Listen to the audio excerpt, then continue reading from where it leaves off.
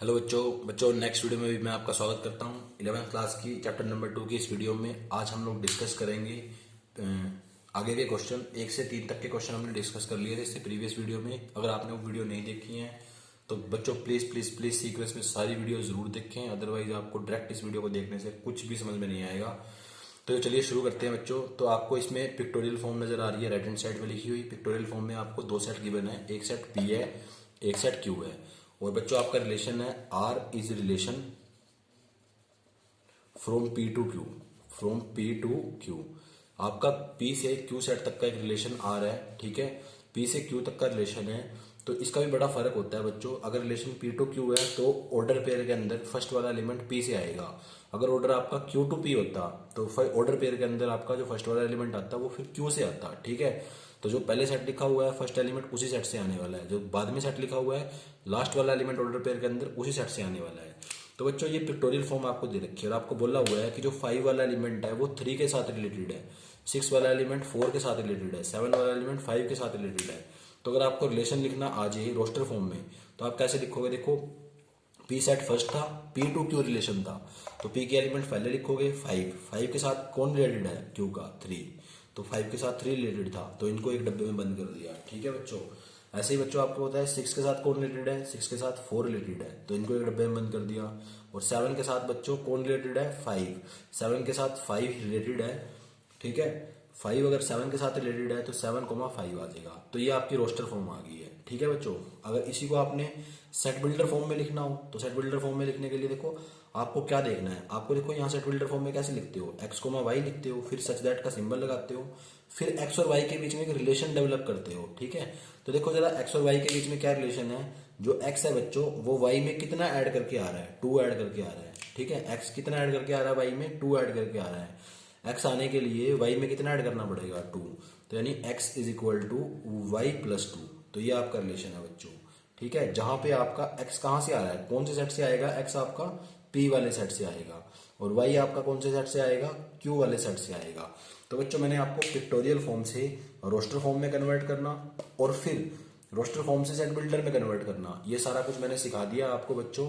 मैंने आपको क्या सिखाया बच्चों, पिक्टोरियल फॉर्म अगर आपको दे रखी हो तो आप उसको रोस्टर में कैसे कन्वर्ट कर सकते हो, बड़ा ही सिंपल है, डायरेक्ट दिख रहा है, नजर आ रहा है। और रोस्टर फॉर्म अगर आपको दे रखी है तो उसको आप सेट बिल्डर में कैसे कन्वर्ट कर सकते हो, वो भी बहुत सिंपल है। तो बच्चों एक बार क्वेश्चन करते हैं बच्चों, इसी के ऊपर बेस्ड बिल्कुल सेम टू सेम क्वेश्चन है, कोई ज्यादा फर्क नहीं है।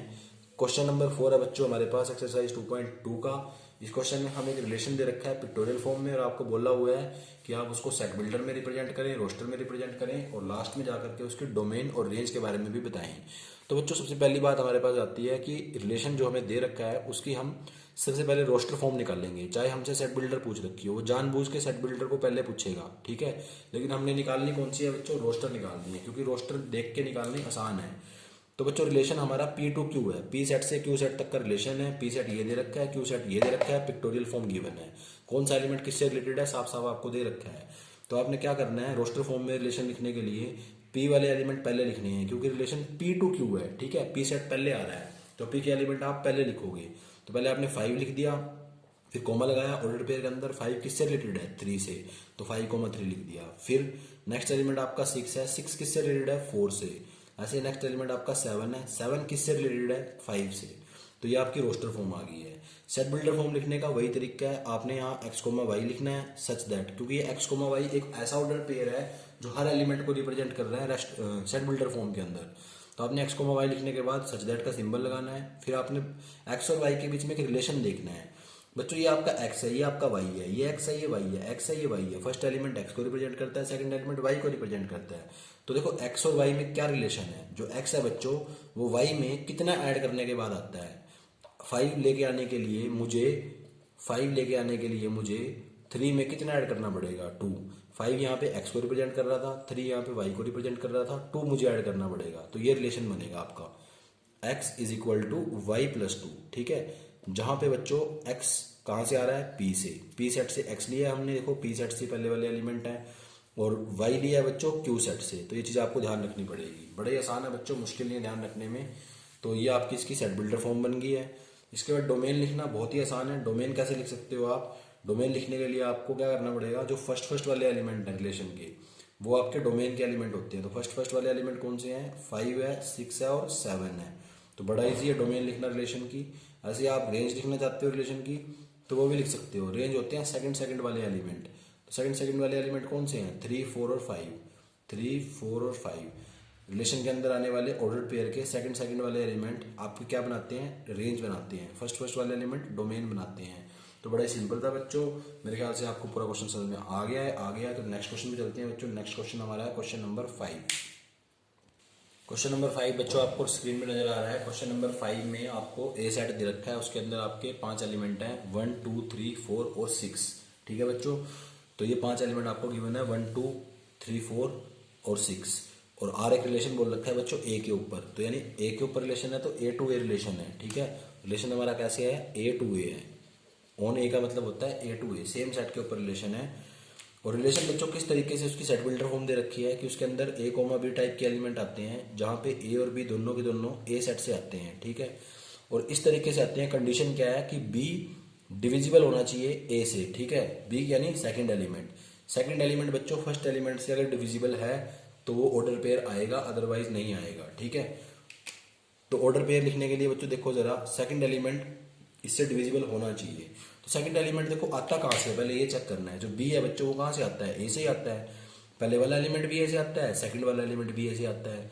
तो सेकंड वाला एलिमेंट क्या क्या हो सकता है, कुछ भी हो सकता है। देखो इसमें से 1 भी हो सकता है, 2 भी हो सकता है, 3 भी, 4 भी और 6 भी। अगर सेकंड वाला एलिमेंट हमने लिया बच्चों 1, तो देखो 1 से देखो सेकंड वाले एलिमेंट डिविजिबल होना चाहिए फर्स्ट वाले एलिमेंट से, यानी ये वाला एलिमेंट इससे डिविजिबल होना चाहिए, यानी ये एलिमेंट इसको डिवाइड कर देगा। ठीक है, ये एलिमेंट इसको डिवाइड करना चाहिए। तो इसको कौन कौन डिवाइड कर सकता है, इसको 1 डिवाइड कर सकता है। ठीक है, और तो नहीं कोई इसको डिवाइड कर सकता। तो देखो बच्चों बड़ा ही सिंपल है। एक और तरीके से मैं इसको बता सकता हूँ, बड़ा ही आसान तरीके से मैं आपको बताता हूँ। चलो और भी सिंपलीफाई कर देते हैं। अगर बच्चों बी डिवाइड कर देता है ए को, तो यानी बी इज, अगर बी बच्चों डिविजिबल है ए से, बी इज डिविजिबल बाय ए, तो इसको ऐसे लिख सकते हैं ए डिवाइड्स बी। ठीक है, तो बच्चों यहाँ पे नोट करके लिख लेना। थोड़ा सा मैंने शॉर्ट ट्रिक बता दी है इसकी आपको, कि लिख दो if B is divisible by A. उसका मतलब क्या है बच्चों, A divides B, A B को डिवाइड करता है। तो इस लाइन का मतलब वही है कि ए बी को डिवाइड करता है। ए का मतलब पहले वाला एलिमेंट दूसरे वाले को डिवाइड करता है। तो देखो 1 है, अब 1 तो बच्चों हर एक एलिमेंट को डिवाइड करता है। 1 तो 1 को भी डिवाइड कर देगा, तो 1 के साथ 1 भी आ जाएगा। 1 तो 2 को भी डिवाइड कर देगा, तो 2 भी आ जाएगा। 1 3 को भी डिवाइड कर देगा, 1 4 को भी डिवाइड कर देगा, 1 5 को भी डिवाइड कर सकता है। लेकिन 5 इसके अंदर तो होना चाहिए ना। जो सेकंड वाला एलिमेंट है वो बी है, बी हमारा ए सेट से ही तो आ रहा है एलिमेंट, लेकिन 5 तो ए के अंदर लिखा नहीं हुआ, तो उसको तो लिख ही नहीं सकते हम। ठीक है, क्योंकि रिलेशन तो बच्चों आपका ए से ए के ऊपर है, ए वाले ही एलिमेंट आने चाहिए रिलेशन में। 1 6 को भी डिवाइड कर देगा, 6 भी लिख दिया। 1 7 को भी डिवाइड कर सकता है, पर 7 ए के अंदर नहीं आ रहा, तो उसको लिखेंगे नहीं। ठीक है, तो 1 के साथ ये एलिमेंट लिख दिए। अब 2 पे चलते हैं बच्चों। 2 किस किस को डिवाइड कर सकता है, आगे जगह नहीं है बच्चों, चलो जगह बना लेते हैं, जगह तो बनाने से बनती है। तो 2 है बच्चों, 2 किस किस को डिवाइड कर सकता है, 2 अपने आप को डिवाइड कर सकता है बच्चों। 2 3 को डिवाइड नहीं कर सकता, तो वो नहीं लिखा। 2 4 को डिवाइड कर सकता है, वो लिख दिया। 2 6 को डिवाइड कर सकता है, वो लिख दिया। इसके बाद कौन से एलिमेंट आते हैं इसके अंदर, 3 आता है। 3 उठा सकते हैं हम, देखो 1 हमने उठा लिया है, 2 हमने उठा लिया है, अब 3 उठा सकते हैं। 3 अपने आप को डिवाइड कर सकता है, 3 4 को डिवाइड नहीं कर सकता, 3 6 को डिवाइड कर सकता है। तो ये 2 एलिमेंट लिख दिए हैं। फिर नेक्स्ट एलिमेंट हमारे पास 4 है, तो 4 बच्चों अपने आप को डिवाइड कर सकता है। इसको यहाँ लिख रहा हूँ, आप लाइन में लिख लेना बेशक। 4 अपने आप को डिवाइड कर सकता है, 4 6 को डिवाइड नहीं करता, तो वो नहीं आएगा। और 6 आ गया लास्ट में एलिमेंट हमारे पास, 6 अपने आप को ही डिवाइड कर सकता है। ठीक है, तो ये इतने एलिमेंट आएंगे। मैंने आपको क्या बताया, इसमें आपको गिवन था कि सेकंड वाला एलिमेंट डिविजिबल होना चाहिए फर्स्ट वाले एलिमेंट से। तो उसका मतलब वही है बच्चों कि फर्स्ट वाला एलिमेंट सेकंड वाले एलिमेंट को डिवाइड कर देगा, वो ज़्यादा आसान है। तो फर्स्ट वाला एलिमेंट हमने इनमें से उठा लिया, और सेकंड वाला एलिमेंट भी हमने इनमें से उठाना है, और ये चेक करना है कि क्या ये वाला एलिमेंट अगले वाले एलिमेंट को डिवाइड कर रहा है या नहीं कर रहा है। अगर कर रहा है तभी वो ऑर्डर पेयर के अंदर लिखा जाएगा, रिलेशन के अंदर लिखा जाएगा, अदरवाइज आप उसको रिलेशन में नहीं लिख सकते हैं। डोमेन लिखने का बड़ा ही सिंपल तरीका है। डोमेन क्या होता है बच्चों, रिलेशन के अंदर आने वाले सारे के सारे ऑर्डर पेयर के फर्स्ट वाले एलिमेंट। तो फर्स्ट वाले एलिमेंट कौन कौन से हैं, 1 है बच्चों, 2 है बच्चों, 3 है बच्चों, और 4 और 6, क्योंकि आप सेट में एलिमेंट को रिपीट नहीं करते हो। ऐसे बच्चों रेंज क्या होती है, रेंज होती है ऑर्डर पेयर के अंदर आने वाले ऑर्डर पेयर्स के अंदर आने वाले जितने भी एलिमेंट है उनमें सेकंड सेकंड वाला एलिमेंट, ठीक है, रिलेशन में जितने ऑर्डर पेयर लिखे हुए हैं उनमें सेकंड सेकंड वाला एलिमेंट। तो आपका आ गया 1 2 3 4 और 6, ठीक है बच्चों। तो इस क्वेश्चन में इवेंचुअली डोमेन भी सेम आई है, रेंज भी सेम आई है, दोनों चीज सेम आ गई है, कोई बात नहीं, आपकी गलती नहीं है, ये सेम ही आती है इसमें, तो सेम आ चुकी हैं। और रिपीट हम इसके अंदर करते नहीं, इसलिए रिपीटेशन नहीं की हुई बच्चों, ये सेट के अंदर हम रिपीट नहीं करते हैं। प्लीज प्लीज प्लीज बच्चों सेट्स वाली वीडियो सारी जरूर देख लेना। सेट वाला चैप्टर अगर आपने नहीं देखा फिर आपको बड़ी दिक्कत आएगी, फिर आपसे ये क्वेश्चन नहीं ही लेंगे। तो इसके बाद नेक्स्ट क्वेश्चन पे चलते हैं बच्चों। मेरे ख्याल से आपको ये क्वेश्चन पूरा समझ में आ गया है, थोड़ा सा इसके अंदर ट्रिक थी, वो चीज़ मैंने आपको बता दी है, छोटी सी शॉर्ट ट्रिक हमने लगाई थी इसके अंदर। तो नेक्स्ट क्वेश्चन पे चलते हैं बच्चों, क्वेश्चन नंबर 6। बच्चों क्वेश्चन नंबर 6 आपके सामने नजर आ रहा है आपको, और इसके अंदर आपको रिलेशन गिवन है और आपने इस रिलेशन की डोमेन और रेंज बतानी है। रिलेशन की डोमेन और रेंज बताने के लिए बच्चों आपको सबसे पहले इसको रोस्टर फॉर्म में लिखना पड़ेगा। रोस्टर फॉर्म में लिखने के लिए आपको देखो इसमें आपको कुछ नहीं बताया गया कि कहाँ से कहाँ तक का रिलेशन है, सिर्फ आपको रिलेशन की सेट बिल्डर फॉर्म दे रखी है और आपको इसकी रोस्टर फॉर्म निकालनी है। तो जो सेट बिल्डर फॉर्म से ही रोस्टर फॉर्म निकाल देंगे, कोई जरूरत नहीं है उसकी भी। देखो बड़ा सिंपल सा काम है, एक्स फर्स्ट वाला एलिमेंट क्या आएगा रिलेशन में, एक्स आएगा, और सेकंड वाला एलिमेंट आएगा एक्स में 5 को ऐड करने के बाद, ठीक है। रिलेशन के अंदर जो भी ऑर्डर्ड पेयर आएंगे उनका फर्स्ट एलिमेंट एक्स है, तो सेकंड एलिमेंट क्या है, एक्स प्लस 5 है। और बच्चों एक्स की वैल्यू आप इनमें से कुछ भी यूज कर सकते हो, तो उन्होंने दे रखी है, तो सीधा सीधा सारा कुछ उन्होंने दे दिया आपको। तो बड़ा ही सिंपल रिलेशन कैसे बनाओगे आप, सोल्यूशन स्टार्ट किया आपने, रिलेशन कैसे बनाना है, एक्स को अगर आप 0 लेते हो तो 0 प्लस 5 कितना होगा, 5 होगा बच्चों, तो लिख दिया आपने। कोई कंडीशन है नहीं है तो आप सारे लिख सकते हो, कोई कोई ये कंडीशन नहीं है कि 5 ए सेट में आ रहा है, बी सेट में आ रहा है, नहीं आ रहा, क्योंकि आपको ए और बी सेट दे ही नहीं रखे, कहाँ से कहाँ तक का रिलेशन है वो दे ही नहीं रखा आपको। एक्स की वैल्यू आप 1 उठा सकते हो, अगर एक्स की वैल्यू आप 1 उठाते हो तो 1 प्लस 5 यानी ये वाली वैल्यू क्या बनेगी, ये 6 बन जाएगा आपके पास सेकंड एलिमेंट। एक्स की वैल्यू आप 2 उठा सकते हो, तो ये वाली वैल्यू क्या बनेगी, वो x प्लस 5 है, सेकंड वाला एलिमेंट x में 5 ऐड करके आता है, तो ये 7 बन जाएगा 5 ऐड करने से 2 में। अगर आप 3 लेते हो ये वाला एलिमेंट, तो 3 में आप 5 ऐड करोगे तो आपके पास क्या आ जाएगा, 8 बन जाएगा। अगर आप एलिमेंट 4 लेते हो तो 4 ले लिया आपने, 4 में अगर आप 5 ऐड करते हो तो आपके पास 9 बन जाएगा। ऐसे ही आप 5 भी ले सकते हो बच्चों, x की जगह अगर आपने 5 लिया, क्योंकि x तो देखो बिलोंग कर रहा है इसमें से, कुछ भी ले सकते हो, तो 5 भी ले सकते हो, 5 लिया आपने, तो सेकंड वाला एलिमेंट कैसे आएगा, 5 में 5 ऐड करके 10। इसके बाद कोई एलिमेंट आप उठा ही नहीं सकते, x तो आप सिर्फ 0 1 2 3 4 और 5 तक ही ले सकते थे, आपने ले लिया बच्चों। ये आपकी रोस्टर फॉर्म आ चुकी है रिलेशन की। रोस्टर फॉर्म आने के बाद आपने इसकी डोमेन निकालनी है। डोमेन क्या होता है, फर्स्ट वाला एलिमेंट होता है ऑर्डर्ड पेयर का, तो ये आ गया 0 1 2 3 4 और 5, तो फर्स्ट वाला एलिमेंट आ गया बच्चों। डोमेन निकाल दिया हमने, ऑर्डर्ड पेयर के फर्स्ट वाले एलिमेंट लिख दिए हैं, ठीक है। रेंज की बात करेंगे बच्चों, रेंज बच्चों हमारा सेकंड वाला एलिमेंट है, 5 आ गया इसके अंदर, 6 आ गया, 7 आ गया, 8 आ गया, 9 आ गया और 10 आ गया, तो सेकंड वाले एलिमेंट लिख दिए बच्चों हमने रेंज निकालने के लिए, ठीक है। ऑर्डर्ड पेयर के अंदर आने वाले सेकंड वाले एलिमेंट लिखे हैं हमने रेंज ऑफ द रिलेशन निकालने के लिए। इसके बाद बच्चों क्वेश्चन नंबर 7 पे चलते हैं। क्वेश्चन नंबर 7 भी बहुत ही आसान है। तो जो क्वेश्चन नंबर 7 हमारे पास लिखा हुआ है, क्वेश्चन नंबर 7 में हमें बोला हुआ है, क्वेश्चन नंबर 7 में रिलेशन के अंदर वो वाले ऑर्डर्ड पेयर आएंगे जिसका फर्स्ट एलिमेंट x होगा और सेकंड एलिमेंट x का क्यूब होगा, ठीक है। फर्स्ट वाला एलिमेंट जो भी है, सेकंड वाला एलिमेंट उसका क्यूब होगा, ठीक है। और जो फर्स्ट वाला एलिमेंट है वो x क्या होगा, प्राइम नंबर होगा 10 से छोटा। तो 10 से छोटे प्राइम नंबर कौन कौन से होते हैं आपको पता है बच्चों, प्राइम नंबर 2 से स्टार्ट होते हैं, 2 3 5 प्राइम है, 7 प्राइम है और कोई प्राइम नहीं है। तो 10 से छोटे प्राइम नंबर ये 4 है, ठीक है। ये 4 ही बच्चों 10 से छोटे प्राइम नंबर है, तो यानी x की वैल्यू ये 4 ही हो सकते हैं, ठीक है। तो आपने इसकी रोस्टर फॉर्म लिखनी है। रोस्टर फॉर्म लिखने के लिए आपको क्या करना पड़ेगा, रोस्टर फॉर्म में लिखने के लिए इसको बड़ा सिंपल है, एक ही लाइन का क्वेश्चन है, बस सारा समझदारी का काम है, ठीक है ना, सारा समझने का काम है। और समझोगे कैसे, देखो बच्चों x क्या है, प्राइम नंबर 10 से छोटा, तो 10 से छोटे प्राइम नंबर ये हैं, तो यानी कि x की वैल्यू क्या हो सकती है, 2 हो सकती है, ठीक है। या फिर x की वैल्यू 3 हो सकती है, या फिर x की वैल्यू क्या हो सकती है, 5 हो सकती है, या फिर x की वैल्यू 7 हो सकती है। तो ये x वैल्यू एज्यूम कर सकता है। अगर x की वैल्यू 2 है तो देखो सेकंड वाला एलिमेंट क्या है, 2 का क्यूब, तो 2 का क्यूब कितना होगा बच्चों, 8 हो जाएगा, ठीक है। अगर x की वैल्यू 3 है तो ये सेकंड वाला एलिमेंट क्या है, 3 का क्यूब है बच्चों, तो 3 का क्यूब 27। अगर x की वैल्यू 5 है तो सेकंड वाला एलिमेंट क्या है, 5 का क्यूब है बच्चों, तो 5 का क्यूब आपको पता है 125 होता है बच्चों। और लास्ट एलिमेंट हमारे पास है बच्चों, देखो x 7 भी ले सकता है वैल्यू, तो अगर x की वैल्यू 7 है तो 7 का क्यूब 3 4 3, ठीक है। तो ये आपका आंसर है बच्चों, ये आपने रोस्टर फॉर्म में इसको कन्वर्ट कर दिया है। बड़ा ही आसान क्वेश्चन था, रोस्टर फॉर्म में चेंज करना था क्वेश्चन में, बिल्कुल आसान था। हर क्वेश्चन में बच्चों अब तक करते क्या आ रहे हैं, प्रीवियस वीडियो में और इस वीडियो में भी करते सिर्फ इतना सा काम कर रहे हैं कि अगर आपको रोस्टर फॉर्म दी होती है, सेट बिल्डर फॉर्म दी होती है जनरली, आपको उसको रोस्टर में चेंज करते हैं। कई क्वेश्चनों में आपको डोमेन, रेंज और कोडोमेन के बारे में पूछा होता है, कईयों में पूछा नहीं होता है। तो बड़ा सिंपल सा काम है, बहुत ही आसान, बहुत आसान क्वेश्चन है बच्चों, दोनों ही एक्सरसाइज बड़ी आसान है, फ्री के नंबर है बच्चों। तो नेक्स्ट क्वेश्चन में चलते हैं बच्चों। तो जो बड़ा सिंपल सा कंसेप्ट है बच्चों, नेक्स्ट क्वेश्चन को करने से पहले आप इस सिंपल सा कंसेप्ट को समझो कि इसमें क्या बोला हुआ है। Number of element in A set हमें दे रखे हैं पी हैं, ठीक है। ए सेट के अंदर पी एलिमेंट है, नंबर ऑफ एलिमेंट, और बी सेट के अंदर नंबर ऑफ एलिमेंट आपको दे रखे हैं क्यू है, ठीक है। तो बी सेट के अंदर नंबर ऑफ एलिमेंट आपको क्यू दे रखे हैं, ए सेट के अंदर पी दे रखे हैं। आपने क्या निकालना है बच्चों, नंबर ऑफ रिलेशन निकालने हैं ए से बी। ए से बी तक कितने रिलेशन बन सकते हैं, तो उसका बच्चों आपको फॉर्मूला गिवन है। Number of relation from A to B का फॉर्मूला क्या है बच्चों, 2 की power number of element in A, number of element in B. तो 2 की पावर में number of element in A यानी पी को आप number of element in B उससे मल्टीप्लाई कर दो, 2 की पावर में ए के एलिमेंट और बी के एलिमेंट को मल्टीप्लाई कर दो, तो वो आपका क्या आ जाएगा, number of relation from A to B. तो बच्चों इस क्वेश्चन को करते हैं, इसके ऊपर डिपेंड है क्वेश्चन है बच्चों, क्वेश्चन नंबर 8। तो जरा देखना क्वेश्चन नंबर 8 में आपको ए सेट गिवन है, ए सेट के अंदर एक्स वाई और जेड 3 एलिमेंट नजर आ रहे हैं आपको। बी सेट के अंदर आपको 2 एलिमेंट नजर आ रहे हैं, 1 और 2।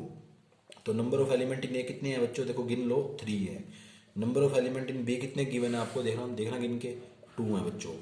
और आपको क्या पूछा हुआ है, number of relation from A to B, number of relations from A to B. A set से बी सेट तक के कितने रिलेशन होंगे, तो 2 की पावर में number of element in A वो कितने हैं बच्चों, 3, और number of element in B वो कितने हैं बच्चों, 2। तो 2 की पावर में कितना आ जाएगा, 6 आ जाएगा बच्चों। तो 2 की पावर में 6 आ गया है, ये आपके नंबर ऑफ रिलेशंस हैं। और 2 की पावर 6 कितना होता है, 64। तो 64 रिलेशंस आ गए बच्चों आपके पास। तो ए से बी तक के कितने रिलेशन है, 64। ये क्वेश्चन नंबर 8 है बच्चों, थोड़ा सा हटके है अब तक के सारे क्वेश्चन से। नंबर ऑफ रिलेशन निकालने का कंसेप्ट आपको आना बड़ा जरूरी है इस टाइप के क्वेश्चन करने के लिए। अगर आपको ए सेट कुछ और दे रखा होता, बी कुछ और होता, तब भी आप number of relation from A to B निकाल सकते थे। बड़ा इजी है, उसका सिंपल सा कंसेप्ट है, फॉर्मूला है, तो आप इससे नंबर ऑफ रिलेशन बड़े इजीली निकाल सकते हैं। आज के बच्चों लास्ट क्वेश्चन पे चलते हैं। लास्ट क्वेश्चन बड़ा ही समझने वाला क्वेश्चन है, सारा का सारा करने वाला कम और समझने वाला ज्यादा क्वेश्चन। तो जो आज का लास्ट क्वेश्चन है हमारे पास, लास्ट क्वेश्चन में हमें जो रिलेशन है बच्चों डिफाइंड है आर के ऊपर, जेड के ऊपर। R is relation on Z, Z set के ऊपर रिलेशन डिफाइंड है। जेड का मतलब होता है बच्चों set of integer. Set of integer क्या होता है, उसके अंदर ये वाले एलिमेंट आते हैं, आपको पता है, जैसे सारे एलिमेंट आएंगे -4 -3 -2 -1 0 1 2, ये चलते चले जाएंगे, ठीक है। तो ये सेट ऑफ इंटीजर्स है, आपको पता है यहाँ इंटीजर क्या होते हैं, पॉजिटिव नेगेटिव जीरो, ये सारे नंबर इंटीजर बनाते हैं, ठीक है। तो आर एक रिलेशन है जेड के ऊपर, और आर जो रिलेशन है बच्चों जेड सेट के ऊपर, वो आपको गिवन इस तरीके से है कि उसके अंदर आपके वो ए कोमा बी आएंगे, इस टाइप के ऑर्डर्ड पेयर आएंगे, सच दैट ए और बी दोनों के दोनों आपके जेड से आ रहे हैं, और दोनों का डिफरेंस आपका इंटीजर होना चाहिए। क्या होना चाहिए, दोनों का डिफरेंस इंटीजर होना चाहिए, ठीक है। दोनों के दोनों का डिफरेंस आपका क्या होना चाहिए, इंटीजर होना चाहिए। तो ये एक बात बताओ बच्चों, अगर आप देखो यहाँ पे कोई 2 ऐसे एलिमेंट लिखोगे, वो इंटीजर होने चाहिए आपस में, ठीक है। यहाँ पे जो एलिमेंट आप लिखोगे वो इंटीजर होने चाहिए, और इनका डिफरेंस भी इंटीजर होना चाहिए। अगर ऐसा है तो यहाँ पे वो एलिमेंट आएंगे, ठीक है।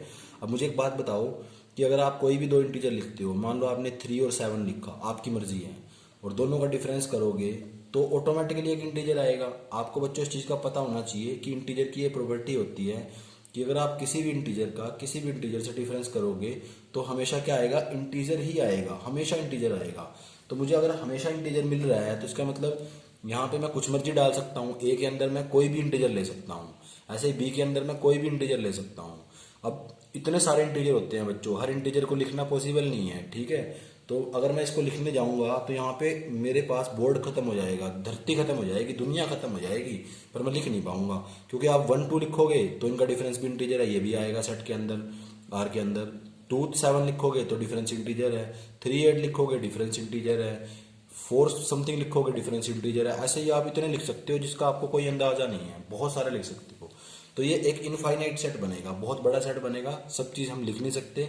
लेकिन बच्चों हमें इतना पता है, हमने ऑब्जर्वेशन से या सोचने से, हमें इमेजिनेशन से इतना पता चल गया है कि हम सारे एलिमेंट लिख सकते हैं, कुछ मर्जी एलिमेंट लिख सकते हैं।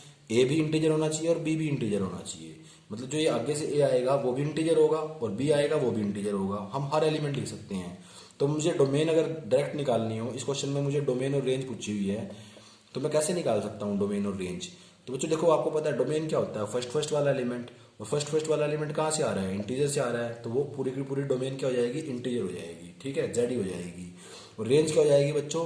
सेकंड वाला एलिमेंट ऑर्डर पेयर के अंदर कहाँ से आ रहा है? इंटीजर से आ रहा है, तो वो भी आपकी क्या हो जाएगी? रेंज भी आपकी इंटीजर्स वाला सेट हो जाएगी, ठीक है। तो बच्चों इस क्वेश्चन में आपको ध्यान रखना पड़ेगा, इमेजिनेशन लगानी पड़ेगी। ये क्वेश्चन लिखने का कम है, समझने का ज्यादा है, ठीक है। तो इस क्वेश्चन में आपको इमेजिनेशन के बिना काम बिल्कुल नहीं चलेगा। क्वेश्चन किया कैसे है दोबारा फिर बता देता हूँ। आपको सेट बिल्डर फॉर्म दी है और रोस्टर फॉर्म आपने सोची है कि आप कोई भी इंटीजर लिखोगे, डिफरेंस तो हमेशा उनका इंटीजर ही मिलेगा। चाहे आप अपने माइंड में कोई मर्जी इंटीजर सोच लें, 1 करोड़ सोच लें, 2 करोड़ सोच लें, जितने मर्जी इंटीजर सोच लें, हर एक का डिफरेंस आपको इंटीजर ही मिलेगा। और इसका मतलब यहाँ पे सारे इंटीजर्स आएंगे, ये सारा पूरा का पूरा सेट बनता चला जाएगा रोस्टर फॉर्म में। अब उस सेट को लिखना पॉसिबल नहीं है, लेकिन हमें अंदाजा लग गया है कि उसके अंदर जो ऑर्डर पेयर बनेंगे उनमें फर्स्ट वाला सेट भी फर्स्ट वाले एलिमेंट का सेट भी इंटीजर का होगा और सेकंड वाले एलिमेंट का सेट भी इंटीजर का होगा। तो आपकी डोमेन भी इंटीजर है और रेंज भी इंटीजर है। तो मेरे ख्याल से आपको बच्चों ये क्वेश्चन भी समझ में आ गया है। अगर आपको ये क्वेश्चन समझ में आ गया है तो आप एक्सरसाइज 2.2 को कंप्लीट करें। ये आपका होमवर्क है, ये आपका होमवर्क है बच्चों आज के लिए। आज की इन 2 वीडियो को देखने के बाद आप एक्सरसाइज 2.2 को कंप्लीट कर लें, उसके प्रीवियस के सारे एग्जाम्पल कंप्लीट कर लें। हमारा सिर्फ चैप्टर में 2.3 एक्सरसाइज बचती है और मिसलेनियस एक्सरसाइज बचती है, वो हम आगे की वीडियो में डिस्कस करेंगे। बच्चों इस चैप्टर के अंदर हमारे 3 टॉपिक थे। पहला टॉपिक हमारा कार्टेशियन प्रोडक्ट था, कार्टेशियन प्रोडक्ट वो हमने डिस्कस कर लिया है। सेकेंड टॉपिक हमारा रिलेशन है, वो भी हमने आज डिस्कस कर लिया है। थर्ड टॉपिक हमारा बचता है बच्चों फंक्शंस, ये हमारा डिस्कस करना भी रह गया है, इसको हम नेक्स्ट वीडियोस में डिस्कस करेंगे और ये थोड़ा सा इंपॉर्टेंट टॉपिक भी है। तो जो आज की इस वीडियो में मेरे ख्याल से आपको सब कुछ समझ में आ गया है। अगर आपको कोई भी डाउट है तो प्लीज़ आप मुझे व्हाट्सअप करें या मुझे कॉल करें और अपने डाउट लें, अपने डाउट को क्लियर करें। कोई भी डाउट अपने माइंड में ना रखें, बात के लिए तुरंत मुझे बिना हिचके, मुझे बिना शर्माए मुझे व्हाट्सअप करें, मुझे बताएं कि सर हमें इस चीज़ में दिक्कत आ रही है, हमारा ये डाउट है। बच्चों आपका डाउट क्लियर करने की पूरी कोशिश की जाएगी, आपका डाउट पूरी तरीके से क्लियर किया जाएगा। बच्चों इस वीडियो को देखने के लिए आपका बहुत बहुत धन्यवाद। प्लीज़ प्लीज़ प्लीज़ अपने नोट्स साथ के साथ बना लेना, साथ के साथ इन क्वेश्चनों को करके फेयर नोटबुक में सारे के सारे कंसेप्ट लिख के, सारे के सारे क्वेश्चन लिख के अपने प्रॉपर नोट्स बना लेना बच्चों। अगर आपके पास नोट्स नहीं हुए तो फिर मैं आपकी कोई हेल्प नहीं कर पाऊंगा।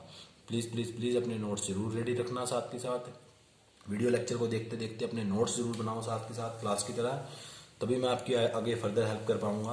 तो बच्चों अगर आप इस वीडियो को ज़्यादा से ज़्यादा शेयर कर दिया करो इस वीडियो को, ताकि और बच्चों का भी बेनिफिट हो सके आपके साथ साथ। बच्चों इस वीडियो को देखने के लिए आपका बहुत बहुत धन्यवाद। Thank you, thanks a lot.